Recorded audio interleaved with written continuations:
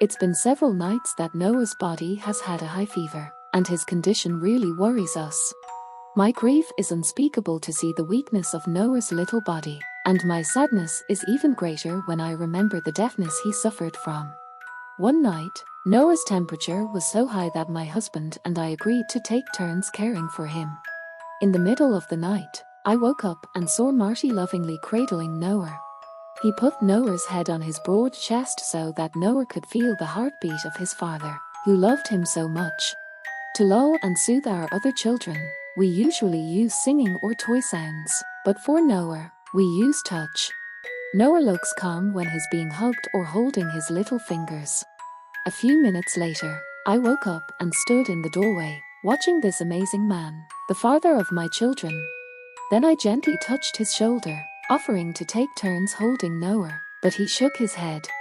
That night I was amazed by the man I have chosen to be my life partner, because, as far as I know, there are many husbands out there who would rather sleep in the middle of the night than take turns with their wives to look after their children.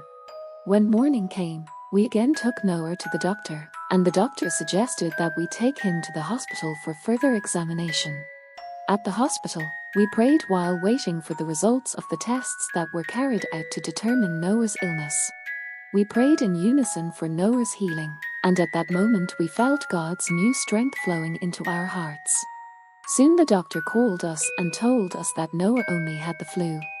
We looked at each other and smiled while wiping the tears streaming down our cheeks. After returning from the hospital, I saw that Marty and Noah's relationship was getting closer. Marty often reads storybooks by holding Noah's hand to teach him to form signs from the letters in the book. The first sign language Marty taught was "I love you." As a woman, I feel able to love and care for my family because it is supported by a great husband. Marty is the most appropriate man I have chosen to be the father of my children. The Bible says that Isaac also had a great father. As a great father, Abraham educated Isaac to be a God-fearing person. Abraham took care of Isaac when Sarah died.